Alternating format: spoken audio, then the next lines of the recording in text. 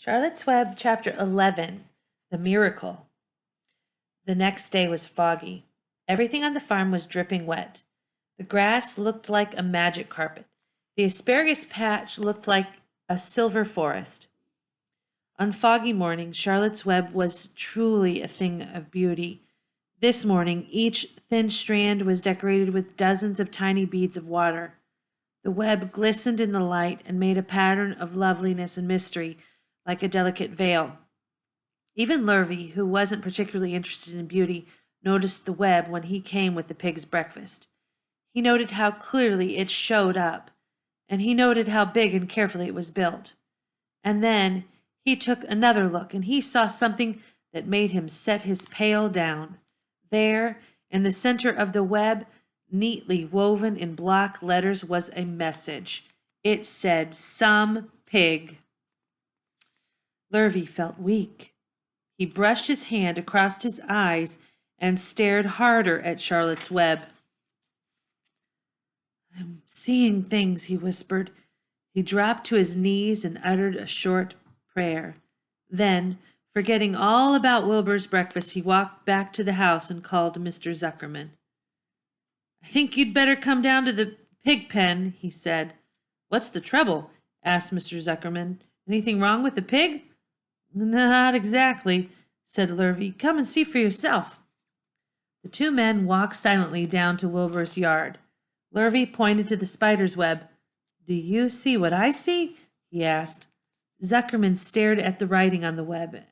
Then he murmured the words, "Some pig." Then he looked at Lurvy. Then they both began to tremble.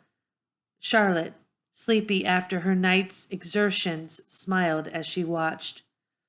Wilbur came and stood directly under the web. "Some pig," muttered Lurvy in a low voice.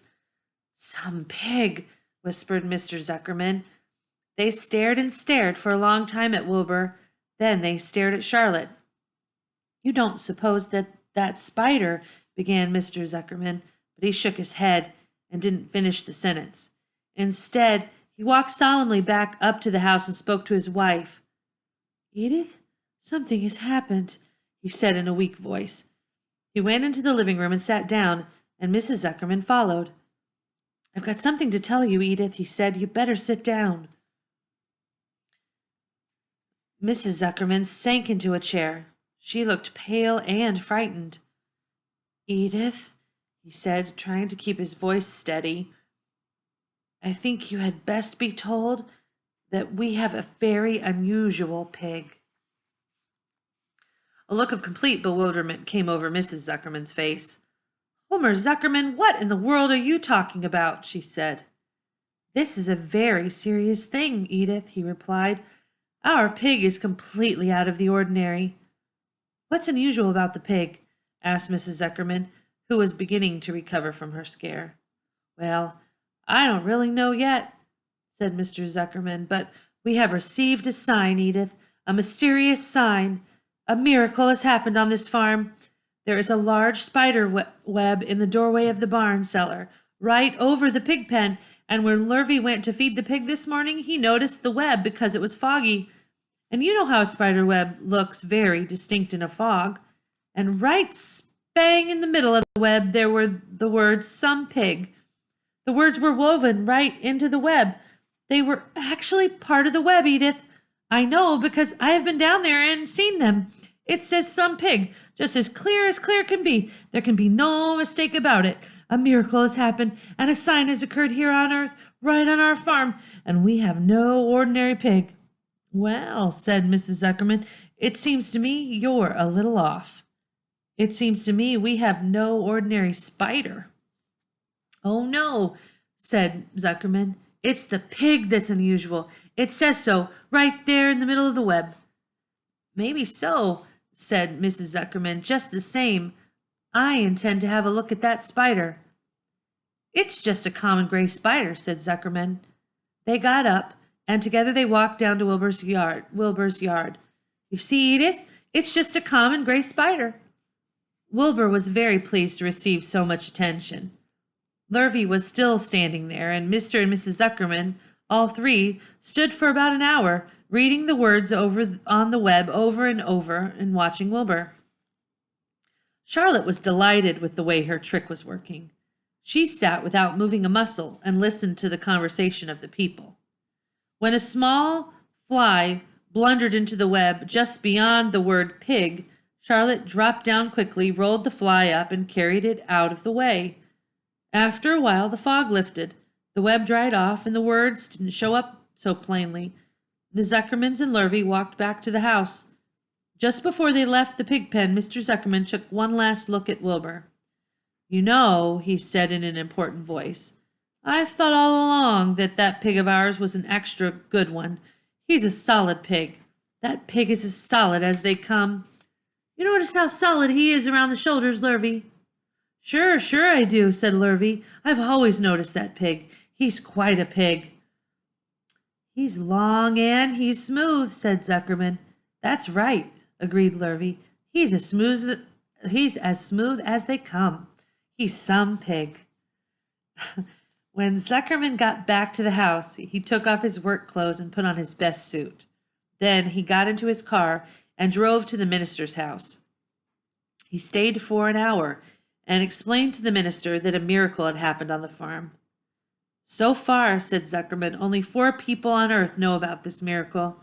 Myself, my wife Edith, my hired man Lurvy, and you." "Don't tell anybody else," said the minister. "We don't know what it means yet, but perhaps if I give thought to it, I can explain it in my sermon next Sunday. There can be no doubt that you have a most unusual pig. I intend to speak about it in my sermon and point out the fact that this community has been visited with a wondrous animal. By the way, does the pig have a name?" "Why, yes," said Mr. Zuckerman. "My little niece calls him Wilbur.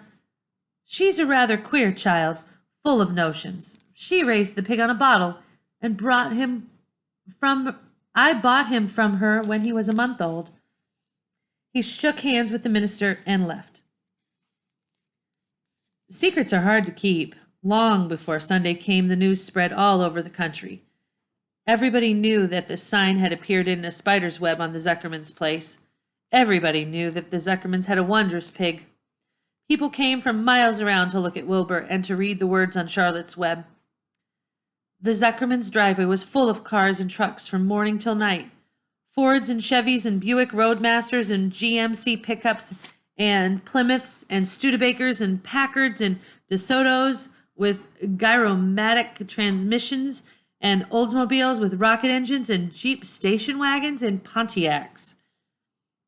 The news of the wonderful pig spread clear up into the hills, and farmers came rattling down in buggies and buckboards to stand hour after hour at Wilbur's pen admiring the miraculous animal.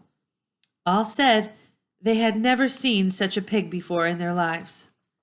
When Fern told her mother that Avery had tried to hit the Zuckerman spider with a stick, Mrs. Arable was so shocked that she sent Avery to bed without any supper as punishment. In the days that followed, Mr. Zuckerman was so busy entertaining visitors that he neglected his farm work. He wore his good clothes all the time now, got right into them when he got up in the morning. Mrs. Zuckerman prepared special meals for Wilbur.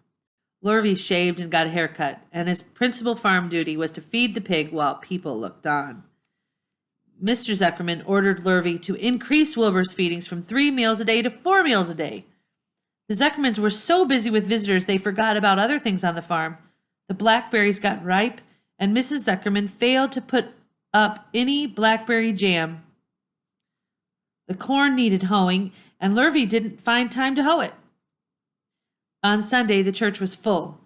The minister explained the miracle. He said that the words on the spider's web proved that human beings must always be on the watch for the coming of wonders. All in all, the Zuckerman's pig pen was the center of attraction. Fern was happy, for she felt that Charlotte's trick was working and that Wilbur's life would be saved. But she found that the barn was not nearly as pleasant. Too many people. She liked it better when she could be all alone with her friends, the animals. And that is the end of chapter 11.